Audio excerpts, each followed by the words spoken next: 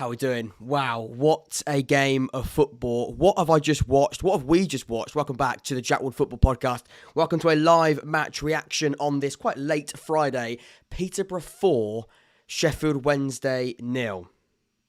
Right, not quite sure what we've just witnessed. Give me your thoughts. The reason why it's live is because I want to get your thoughts in that live chat and read them out for everybody to hear. 4-0. How many people saw that one coming? I certainly didn't. I thought Peterborough might get something from the game. I think they had to get something and take something to Hillsborough for that game next Thursday. To win it 4-0 though, that's taking it to another level, a completely different level. We're going to tear this apart. We're going to break this game down completely. I think it's tie over. I really, really do. Let me know in the comment section and in the live chat. This will be going up as a live video. Of course, it's live now, but also as a video as well. So you can watch it back and you give your thoughts in the comment section. So do give your comments as well. I'll be replying and responding to those. Leave a like on the stream and the video, of course, when it gets published at the end of it all. But the reason why I wanted to do it live was because I wanted to get your thoughts right now. I imagine there's quite a few different opinions, but a lot of quite disappointing Sheffield Wednesday opinions. And we're not going to just, going on Wednesday. That, of course, will be the narrative. But I think Peterborough deserves so much credit. I thought Peterborough were absolutely fantastic. Some words to describe Peterborough tonight. I thought professional, front-footed, confident, fearless. They were absolutely all of those things. And I'm going to bring the sofa score screen up in a second, and we're going to sort of look at it from a tactical perspective. But I think before we do that, it's really important just to sort of sit back and look at it from just a football perspective without delving too deep and just going, Peterborough were just very, very good. And of course, Wednesday were really bad. And I think the pressure really got to them. I think the narrative of Peterborough going to a Wednesday side who've got 96 points, missed out on the top two, missed out on a really good opportunity that in other years they would automatically be promoted, and they having to go through the playoffs. That really did play on Wednesday's mind. I think that was a really difficult thing that Sheffield Wednesday had to deal with, but they knew they were going to deal with it because 4 weeks ago they knew that it wasn't going to be, a top two finish for them. They knew they're going to have to go through the playoffs. So you thought that maybe they sort of shrugged off that disappointment of not going up automatically and having to go through the playoffs. And of course, it's a brilliant opportunity, but one that tonight they might well have absolutely squandered. They really might have done, and in so much style. Peterborough turned on the heat. They really, really did. I thought they were brilliant. I really did. I thought Jack Taylor, by the way, and I don't want to be the who told you so, but I thought Jack Taylor, who was in central midfield, playing as a bit more an advanced midfielder, we said he was a number 8 if you're not completely aware of who it was. He was phenomenal, and we said it in the preview. We said that this season he's been so good, and he's the man to watch out for because everything that Peterborough do successfully goes through Jack Taylor. It really does, and we saw tonight Jack Taylor was fantastic. He scored the first goal, massive error, of course, from Dawson, but definitely one that you take that hit, you take that chance, and it hits the back of the net, and of course he took that effort on. It was a really good hit, but I thought everything else. Multiple goals went through Jack Taylor, maybe not direct assist, but I thought that it was clockwork, absolute clockwork. I thought Taylor was really well in transition that we said, and also in the half spaces. I thought he did really well of just sitting in front of Noburn, who again was fantastic. So look, I think as much as we'll touch on Wednesday and how they, I think, did completely crumble under the pressure, I thought the way that Peterborough just were fearless and weren't fazed by the fact that everybody was talking about Darren Moore's side, and they sort of took the game to them. I thought they pressed so well, and we'll come on to the comments now, actually. Who have we got here? However, one thing I'd say is this is the most embarrassing day I've ever known in almost decades as a Wednesday fan. Utterly embarrassing. Well done to Posh. So I think even Wednesday fans, as much as deep down they won't want to sit here and give Peterborough as much credit as they wanted to at the start of the day, but I think they will have to look back on this and just go, look, we were bad, but Peterborough absolutely capitalised on our bad performance because they can be edgy affairs. We've seen first legs before that have been really, really tight. And the first 10-15 minutes was fairly edgy. Smith had a massive chance. I think when we dissect this game further, that Michael Smith chance in the first, I think, 6th minute of the game, a really good opportunity, one that, we talk about lethal strikers, and we always would highlight Smith as a really, really good player in this Wednesday side who does take chances normally. I think he's over 20 goals this season, quite a few of them penalties, but he's still a really good striker. Did well for Rotherham the season before. He's a lethal number 9. Better with his head, I'd say, actually. I think his aerial ability is fantastic, but also on the floor, he has scored some really good goals. That's a big chance for him, a really big chance, and a big chance for Wednesday as well. I want to bring the XG up as well because the XG is really interesting. There's not too much different because Wednesday did have chances and they squandered and missed a lot of them. Ahikwe had one in the second half. Windus had one along with Smith in that first one. I thought the goalkeeper, Norris, Peterborough's keeper, was fantastic. Made some really good saves, that really strong hand to stop Windus in that first half. Again, the one from Smith that he saved with his feet. I thought, look, they had to ride their luck a little bit. They had to weather a bit of a storm. In fact, this is the perfect time to switch over to this screen.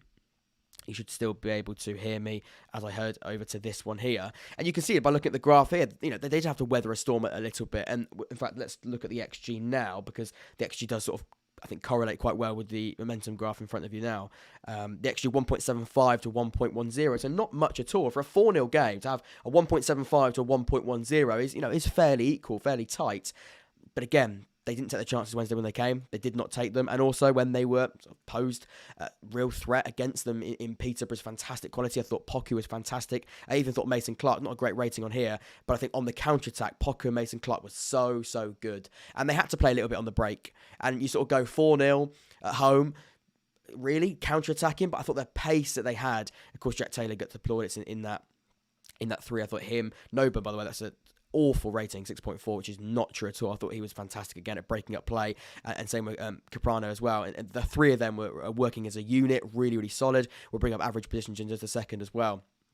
But I thought Mason Clarke and Poku really good on the break. I think we talk about a side that doesn't like the press. Wednesday did not like the press. They really didn't. I thought when they did get pressed, even that first half when it was still fairly tight, you could see that Peterborough were willing to take effort, taking risks with their possession. I thought in possession they were a little bit sloppy in that first half, Peterborough. And that's really all the chances that Wednesday created or had came from Peterborough being a little bit silly. I think Caprano missed out on one. I think there's a slip. I think it was Caprano who slipped, and that was the one that Michael Smith had an opportunity to take, and he didn't. Of course, it was saved by the goalkeeper. But all of the Wednesday chances came from mistakes that Peterborough forced upon themselves. And it's really interesting that they didn't take them. And of course, Peterborough, they took them on the counter-attack. A perfect example in that second half, the fourth goal, Poku, fantastic work. I think it was actually Mason Clarke who assisted it and Poku headed it in. I thought that the two of them were really good.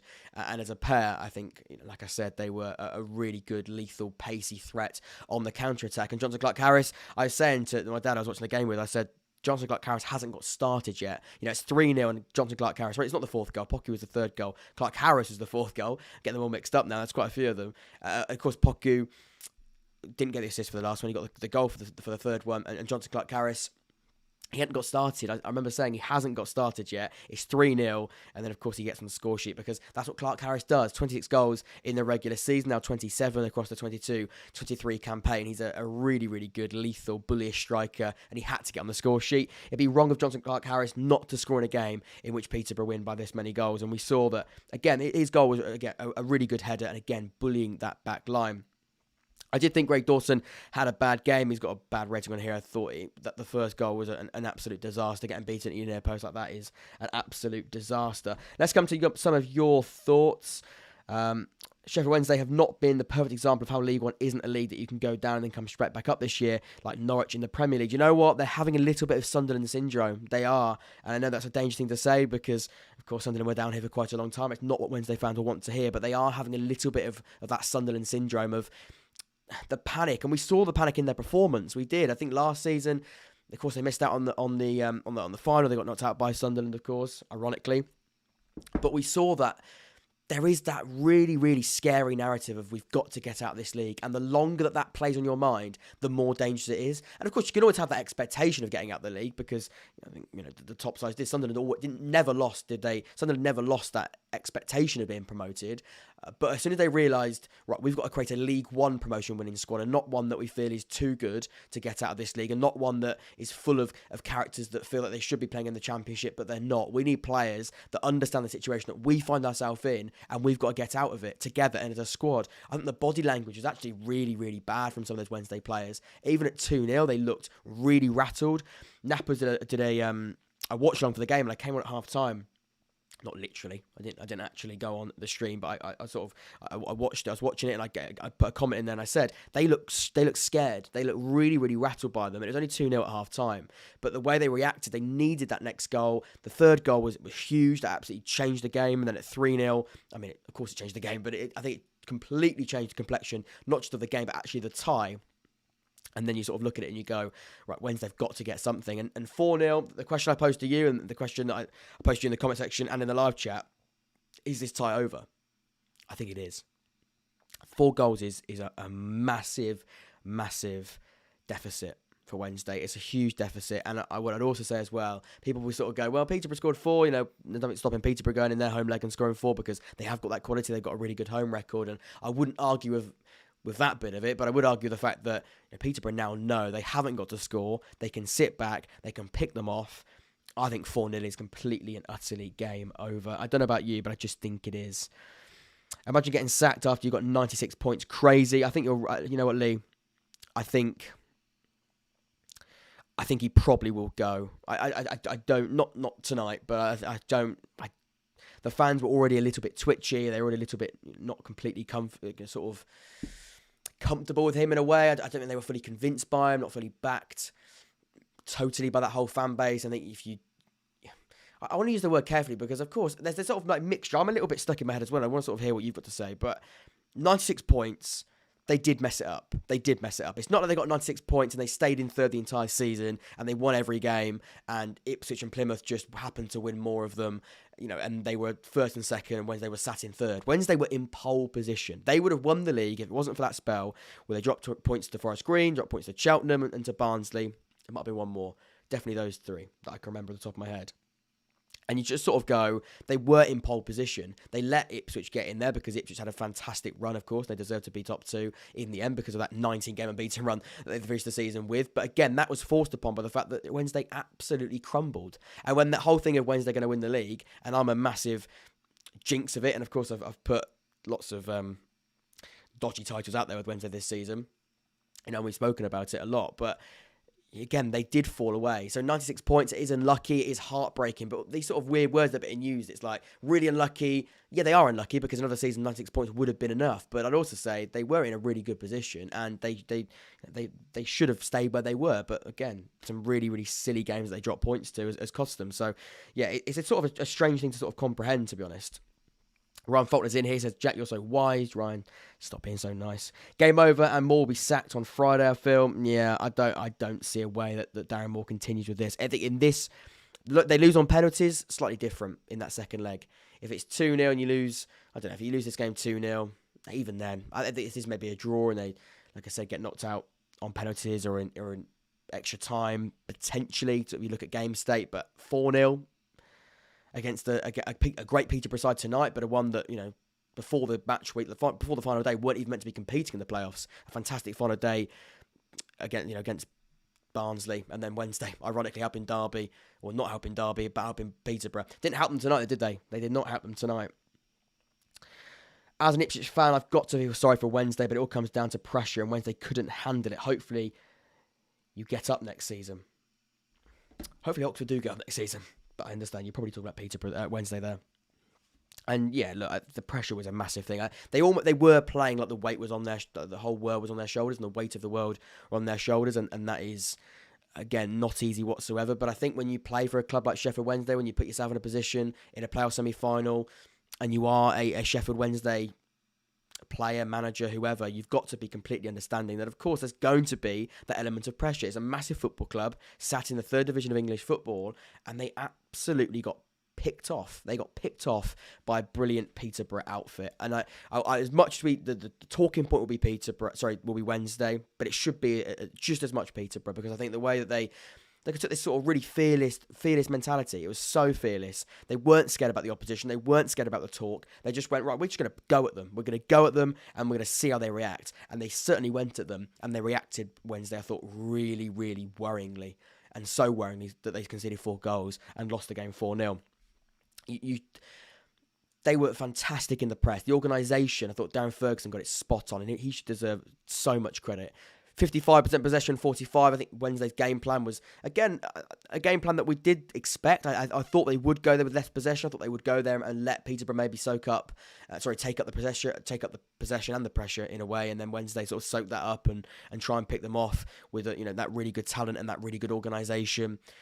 But again, they couldn't get a flow. The flow was never there, so they couldn't soak up the pressure. They allowed them to have the pressure. I thought the game management, and again, I won't steal the point, because I think Nappers was fantastic at half-time in his analysis, and he said that the game management from Darren Moore was a big problem, because there was no game management. In that first half, you sort of just go, right, 2-0 at half-time, right, second half, there's got to be a change. He's got to do something different. But he didn't. They carried on trying to do the same thing. Let them have the ball. In fact, first half possession was 58%. Second half, they had slightly more. They wanted to get on the ball and take the game to Peterborough, hence why the difference in stats there. But I think even still, they tried to do this really strange thing of, they didn't, I imagine, to be fair, it's that difficult tug of war between, did they try and soak up the pressure, or was it just they couldn't get hold of the ball? It was a mix between both. It probably is a little bit of the same thing, a little bit of both of those aspects. But I think the game plan was always going to be, right, Peterborough probably going to have the ball, especially being the home side, but we believe in the quality that we have. We believe that Barry Bannon can do one fantastic, exquisite pass and change the game. But ultimately, they couldn't do that. Barry Bannon, again, was a player that we highlighted, and he really couldn't get in the game. And it was just a lack of flow, but the fact that Peterborough were just suffocating them. Every time, the first touch, it was bang. Can we get hold of them?